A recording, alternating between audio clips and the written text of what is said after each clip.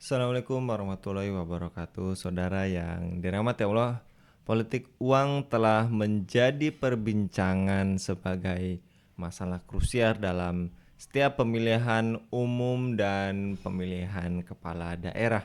Menggugah keprihatinan mendalam atas masa depan negara dan memunculkan ketidakpastian atas integritas sistem politik negeri ini. Menghilangkan sepenuhnya praktik uang dalam demokrasi adalah mustahil. Penanggulangan politik uang tidak menjadi prioritas utama dalam persiapan pemilihan umum yang akan digelar serentak pada tahun ini 2024. Serangan Fajar sebagai politik uang adalah bentuk suap menyuap. Inilah akar dari kasus korupsi. Jika kita masih permisif terhadap politik uang, harapan terhadap sistem pemerintahan dan yang lainnya agar bersih dari korupsi kian sulit. Kurangnya pemahaman masyarakat terkait dengan batasan praktik politik uang dan bahaya yang ditimbulkan menjadi salah satu penyebab berkembangnya praktik uang di Indonesia. Sekali lagi, harapan dan keinginan umat Islam untuk mendapatkan pemimpin yang Islami, bersih, dan tidak terlibat kasus hukum masih berupaya dicanangkan lewat jalur demokrasi. Meskipun umat merasakan adanya kecurangan yang terencana, sistematis, dan masif dalam setiap pemilu, tetap saja sebagian besar umat Islam masih menjadikan jalan demokrasi sebagai tumpuan harapan. Oleh sebab itu, kita perlu melakukan evaluasi kritis terhadap mekanisme yang ditawarkan oleh sistem politik saat ini. Setidaknya ada beberapa penyebab sistem politik demokrasi gagal dalam menjamin terlayaninya urusan rakyat dengan adil dan manusiawi dengan sudut pandang berikut. Pertama, dari sisi efisiensi penggunaan anggaran negara.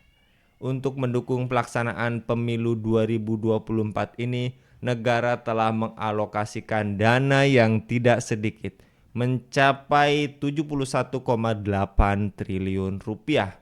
Sedangkan anggaran Pilkada 2024 diperkirakan lebih dari 41 triliun rupiah. Dana tersebut belum termasuk yang harus dikeluarkan oleh calon pemimpin politik. Sementara itu, dalam tahapan proses pengambilan kebijakan oleh para pemimpin yang terpilih juga menggunakan anggaran negara yang tidak sedikit. Dengan alokasi dana yang sangat besar ini, apakah akan terlahir undang-undang yang melayani rakyat secara keseluruhan? Nyatanya proses politik itu berjalan dari, oleh, dan untuk kelompok yang memiliki modal besar. Kemudian yang berikutnya dari sisi stabilitas politik dan soliditas pemerintahan. Sesungguhnya wajah asli demokrasi adalah mengusung kebebasan individu.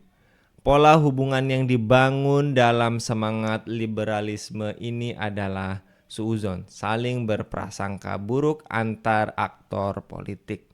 Berdasarkan prinsip kebebasan individu inilah maka harus ada partisipasi masyarakat dalam proses pemilihan pemimpin politik di setiap levelnya.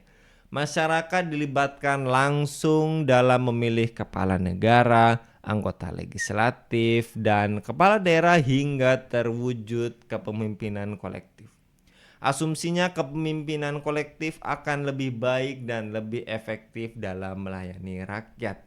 Dan berikutnya model koalisi dan kepemimpinan kolektif yang semata-mata didasarkan kepada kepentingan jangka pendek tentu akan cenderung melupakan rakyat saat berkuasa. Rakyat hanya dilibatkan dalam proses pemilihan, itu pun hasilnya sering dimanipulasi dan diwarnai kecurangan. Saat sudah berkuasa, mereka sibuk membagi-bagi kekuasaan pada kelompok kecilnya. Rakyat sulit mendapatkan transparansi dalam proses pengambilan kebijakan. akibat banyaknya deal-deal politik yang terjadi dalam proses politik tersebut. Mencermati hal ini, jelas amanah pemimpin yang berkonsekuensi pada fungsi riayah atau melayani rakyat patut kita cetak tebal. Aktivitas dan kemampuan pemimpin rakyat toh nyatanya tidak semata butuh popularitas dari sosok calon pemimpin. Terlebih sistem demokrasi kapitalis liberal yang tegak saat ini memberikan peluang bagi berbagai kepentingan untuk turut andil dalam pemilihan seorang pemimpin. Kita butuh efisiensi proses pemilihan pemimpin politik. Dalam politik Islam, rakyat dilibatkan dalam proses memilih dan mengangkat penguasa tersebab kedaulatan ada di tangan Allah Subhanahu wa Ta'ala. Maka penguasa adalah wakil rakyat dalam menetapkan serta menjalankan hukum Allah di tengah kehidupan masyarakat. Kita juga butuh langkah efisien dalam proses pengambilan hukum. Tersebab kepemimpinan politik sifatnya tunggal, maka hanya khilafahlah pihak yang berwenang untuk mengadopsi syariat Islam menjadi hukum yang mengikat seluruh warga negara, baik muslim maupun non-muslim. Penetapan hukum yang secara kolektif justru akan cenderung mewujudkan kompromi dalam penetapan hukum yang hal ini akan melanggengkan berjalannya mekanisme demokrasi. Jaminan bagi transparansi penetapan hukum ada pada mekanisme ini berupa adanya argumentasi syar'i dalam setiap produk hukum yang argumentasi tersebut bisa dipelajari dan dipahami oleh setiap rakyat. Mekanisme ini sekaligus efisien secara pembiayaan karena cukup mengambil pendapat dari seseorang yang sudah bersungguh-sungguh menggali hukum dari Al-Quran dan Sunnah.